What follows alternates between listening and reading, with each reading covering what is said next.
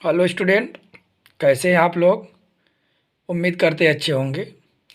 Student, जैसे कि हमने एक्टिव से पैसिव आपको प्रेजेंट इंडिफिनिट, प्रेजेंट कॉन्टिन्यूअस और प्रेजेंट परफेक्ट टेंस का बता चुका। क्लियर। तो स्टूडेंट, इस तरह से सीखेंगे तो आप अच्छे से सीख पाएंगे और कभी भूलेंगे भी नहीं। तो वीडियो के अंत तक बने रहिए, अच्छे से समझ में आएगा।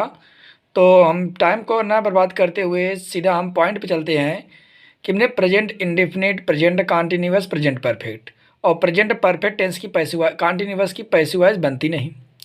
आई बात समझ में ना। तो हम डायरेक्ट आते हैं पास्ट इंडिफिनिट टेंस पर। किस पे? पास्ट इंडिफिनिट टेंस पर। और पास्ट इंडिफिनिट टेंस की पैसिव वॉइस बनाने के लिए जो प्रेजेंट इंडिफिनिट टेंस की सहायक क्रिया होती थी सेम वही होगी, बस सहायक क्रिया चेंज होगी। Was were, is, am, are की जगह वाज वर। बाकी जो फॉर्मेशन है सब अपने स्थान पर रहेंगे। ऑब्जेक्ट को उठाकर सब्जेक्ट का स्थान पर, सब्जेक्ट को उठाकर ऑब्जेक्ट का स्थान पर, और जब सब्जेक्ट ऑब्जेक्ट बनेगा उससे पहले बाय का प्रयोग, मिनवर्ब के स्थान पर, अदरवर्ड के स्थान पर। क्लियर। तो जैसे Rita sang a song on the stage today. Rita ने आज मंच पर एक गाना गाई। क्या गाई? गाना गाई। तो गाने को, ए सॉन्ग को हम सब्जेक्ट मानेंगे। क्या मानेंगे?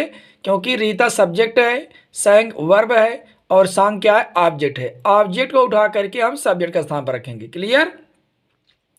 तो जाएगा ए सॉन्ग। अगर सॉन्ग एक वचन है तो सहायक क्रिया वाज लगेगी और बहुवचन होता तो वर। तो एक वचन है तो यहाँ पर इसलिए वाज लगा। वाज सैंग का थर्ड फॉर्म संग होता है, सिंग, सैंग, संग। क्लियर। उसके बाद बाई, मेन वर्ब के बाद बाई का प्रयोग, उसके बाद सब्जेक्ट उठा करके ऑब्जेक्ट के स्थान पर यहाँ पर रीता, यानी जो सॉन्ग है उसके स्थान पर रीता का स्थान पर हो गया और जो रीता है वो सॉन्ग के स्थान पर हो गया। क्लियर। और अदर वर्ड बचा है ऑन द स्टेज टूडे। तो इस तरह से हो जाएगा passive voice, a song was sung by Rita on the stage today. Clear. A assertive sentence है। निगेटिव में देख लीजिए, निगेटिव में केवल वाज वर के बाद नॉट का प्रयोग होगा। जैसे the confectioner did not make sweets on his shop. Confectioner में से होता है हलवाई। हलवाई ने मिठाई को अपनी दुकान पर नहीं बनाया। क्लियर। तो यहां पर हो जाएगा sweets was not made by the confectioner on his shop. Clear. तो did you not learn your lesson, interrogative sentence A है। Interrogative sentence A. तो डिड को हम सबसे पहले वाज वर्ब में चेंज करेंगे यहां पे। तो यहां पर योर लेसन एक वचन होगा तो इसलिए सहायक क्रिया क्या होगी यहां पर? वाज। वाज योर लेसन, उसके बाद नॉट रहेगा नॉट, उसके बाद मुख्य क्रिया का तीसरा रूप लर्नड, उसके बाद बाय, उसके बाद सब्जेक्ट है ये ऑब्जेक्ट, यू को उठा करके यू पर रख दिए, यानी यू का ऑब्जेक्टिव केस भी यू होता है। बात समझ रहे हैं ना। तो इसलिए हो गया was your lesson not learned by you. अगला है when did you complete your homework. अब इंट्रोगेटिव बी है। इंट्रोगेटिव बी में सबसे पहले हम क्वेश्चन वर्ड लिखेंगे, उसके बाद हेल्पिंग वर्ब, उसके बाद ऑब्जेक्ट उठाकर सब्जेक्ट का स्थान पर, उसके बाद मेन वर्ब का थर्ड फॉर्म, उसके बाद बाय, उसके बाद सब्जेक्ट, उसके बाद अदर वर्ड। क्लियर। तो यहाँ पर होगा सबसे पहले वेन को हम यहाँ क्वेश्चन मार्क मान लेंगे और इसके बाद योर होमवर्क। होमवर्क एक वचन है तो यहाँ पर वाज का प्रयोग करेंगे। उसके बाद नॉट रहेगा, नॉट इसमें है नहीं, कंप्लीटेड, उसके बाद बाय, उसके बाद यू उठाकर यहाँ पर रखेंगे, यू ही होगा। तो इस तरह से आपका पैसिव वॉइस क्या बना कि when was your homework completed by you. Clear. और ये भी बताया है कि जब वाक्य का प्रारंभ हु शब्द से शुरू हो तो सबसे पहले हम बाय होम लिखते हैं, उसके बाद सहायक क्रिया लिखते हैं, उसके बाद ऑब्जेक्ट उठाकर सब्जेक्ट का स्थान पर लिखते हैं, उसके बाद मेन वर्ब लिखते हैं, उसके बाद अदर वर्ड, क्योंकि बाय का प्रयोग हमने पहले कर दिया। देखिए हु को हम किस में चेंज करेंगे? बाय हुम में। यह क्वेश्चन और कर्ता दोनों का काम करता है। आई बात समझे। तो by whom was your watch, watch एक वचन है तो यहाँ पर वाज लगा तो हो जाएगा by whom was your watch. Steal का थर्ड फॉर्म हो जाएगा स्टोलन। आई बात समझ में। इस तरह से आप अपने पैसिव वॉइस को बनाएंगे। अगर जो भी प्रॉब्लम हो कमेंट करके बताइएगा, उस पर सुधार किया जाएगा। आई बात समझ में। तो स्टूडेंट, हमने पास्ट इंडेफिनिट टेंस को आपको बताया। अब हम चलते हैं पास्ट कॉन्टिन्यूअस टेंस पर। अब पास्ट कॉन्टिन्यूअस टेंस का हिंदी क्या है अपूर्ण भूतकाल। क्या होगा? अपूर्ण भूतकाल। तो स्टूडेंट पास्ट इंडिफिनिट को हमने वाज वर से व्यक्त किया, अब पास्ट कॉन्टिन्यूअस को वाज वर प्लस बीइंग होगी। जैसे प्रेजेंट इंडिफिनिट टेंस में वाज वर था, प्रेजेंट कॉन्टिन्यूअस में is am are plus being, तो इसी इज एम आर की जगह वाज वर का प्रयोग करेंगे। शेष नियम पूर्ववर्ती। पूर्ववर्ती का हम समझते हैं ना कि सबसे पहले ऑब्जेक्ट एज ए सब्जेक्ट, उसके बाद हेल्पिंग वर्ब वाज वर, उसके बाद मेन वर्ब का थर्ड बीइंग हो जाएगा, अगर नॉट रहेगा नहीं तो बीइंग, उसके बाद मेन वर्ब का थर्ड फॉर्म, उसके बाद बाय, उसके बाद सब्जेक्ट एज ए ऑब्जेक्ट, उसके बाद अदर वर्ड। क्लियर? तो यहाँ पर देखेंगे जैसे my mother was cooking food in the kitchen, मेरी माँ रसोई घर में भोजन पका रही है। क्लियर? तो यहाँ पर हो जाएगा तो फूड एक वचन होगा, food was being cooked by my mother in the kitchen, स्थान है अदर वर्ड में इन द किचन, तो पैसिव वॉइस क्या बना? Food was being cooked by my mother in the kitchen. Clear? Negative देखते हैं। The milkman, milkman मान दूध वाला यानी ग्वाला, milkman was not hawking milk door to door. Hawking का मतलब होता है द्वार द्वार पर जा करके बेचना, जिसे फेरी वाले कहते हैं। क्लियर? तो यहाँ पर हो जाएगा तो मिल्क एक वचन, क्योंकि ए अनकाउंटेबल नाउन है, तो milk was not being hawked by the milkman door to door. देखिए ऑब्जेक्ट उठाकर सब्जेक्ट के स्थान पर, उसके बाद सहायक क्रिया, उसके बाद नॉट, उसके बाद बीइंग, उसके बाद मेन वर्ब का थर्ड फॉर्म बाय, उसके बाद सब्जेक्ट उठा करके हमने ऑब्जेक्ट के स्थान पर रखा, उसके बाद अदर वर्ड। कोई problem? Interrogative B, sorry interrogative sentence A. Interrogative sentence A में क्या होगा? Was Mohan returning my money, क्या मोहन मेरे पैसे को वापस कर रहा था?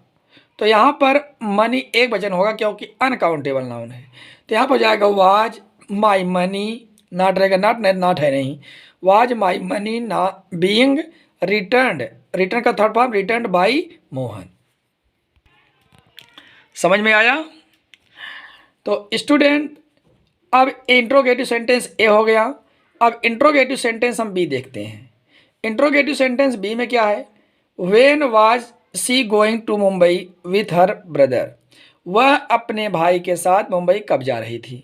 देखिए यहाँ पर ब्रदर शब्द जो है वह ऑब्जेक्ट है, इसके पहले विथ आया है, इसलिए बाई के स्थान पर क्या प्रयोग करेंगे? विथ। क्लियर? तो यहाँ पर सबसे पहले क्वेश्चन वर्ड लिखेंगे वाज, उसके बाद ब्रदर एक वचन बनेगा तो सहायक क्रिया होगी was. When was her brother being, main verb का third form go went gone, gone to Mumbai with her, by के स्थान पर किसका प्रयोग किया? विथ का। आई बात समझ में? आइए हम अगर इसी तरह से हु का शब्द हो, सबसे पहले बाई हुम करेंगे, जैसे हु वाज कॉलिंग यू, तो by whom was you being called. आई बात समझ में? तो स्टूडेंट हम चलते हैं अब पास्ट परफेक्ट टेंस पर। आइए हम टाइम को बर्बाद न करते हुए आते हैं पास्ट परफेक्ट टेंस पर। पास्ट परफेक्ट टेंस का हिंदी अर्थ क्या होता है? पूर्ण भूत काल। क्लियर? तो पास्ट परफेक्ट टेंस की पहचान क्या है? हैड और हैड ही आती है। क्लियर? तो पास्ट परफेक्ट टेंस की पैसिव वॉइस बनाते समय सहायक क्रिया क्या होगी? हैड बीन हो जाती है। क्या हो जाती है? हैड बीन, यानी जैसे ऑब्जेक्ट है, ये सब्जेक्ट पहले था, उसके बाद हेल्पिंग वर्ब था, उसके बाद अदर वर्ड में अदर क्या बोलते हैं उसको, सहायक क्रिया था, उसके बाद मेन वर्ब, उसके बाद ऑब्जेक्ट, उसके बाद अदर वर्ड। क्लियर? अगर हम कभी कभी मन करते हैं, अगर डबल ऑब्जेक्ट आता है तो एक ऑब्जेक्ट उठा करके सब्जेक्ट बना लेते हैं और दूसरे ऑब्जेक्ट को उसी स्थान पर छोड़ देते हैं। अगर जब कोई भी वाक्य में दो ऑब्जेक्ट है उसको द्विकर्मी वाक्य बोलते हैं, डबल ऑब्जेक्टिव सेंटेंस। यही बात समझ में? जैसे यहाँ पे आया है they had taught us Hindi, वे हम लोगों को हिंदी पढ़ाए। देखिए कह रहा है कि दे हैड टॉट अस हिंदी, इसमें किसको पढ़ाया? हम लोगों को पढ़ाया। क्या पढ़ाया? हिंदी, यानी दोनों शब्द क्या है? ऑब्जेक्ट है।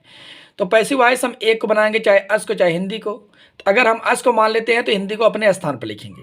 तो यहाँ पर अस अगर आएगा तो क्या हो जाएगा? वी। तो वी पास्ट परफेक्ट टेंस में एक ही सहायक क्रिया हैड, चाहे एक वचन हो या बहुवचन, सहायक क्रिया हैड ही लगेगी। तो we had been taught, already third form है, ये है थर्ड फॉर्म हो जाएगा we had been taught. Hindi को हमने उठाकर हिंदी का स्थान पर रख दिया, उसके बाद बाय, उसके बाद क्या हो गया? देम। तो इसको हम पैसिव वॉइस में चेंज कर दिए कि we had been taught Hindi by them. आई बात समझ में। नेक्स्ट है नेगेटिव सेंटेंस देख लेते हैं। My elder brother had not scolded me. My elder brother had not scolded me. मेरा बड़ा भाई मुझे डांटा नहीं था। तो यहाँ पर क्या हो जाएगा, मी को उठा करके हम आई रखेंगे, I had not been. Scolded का थर्ड फॉर्म है ये, scolded by my elder brother. कोई दिक्कत, केवल सहायक क्रिया के तुरंत बाद नॉट लगा दिए ना। आइए नेक्स्ट पे चलते हैं, इंट्रोगेटिव सेंटेंस ए पर।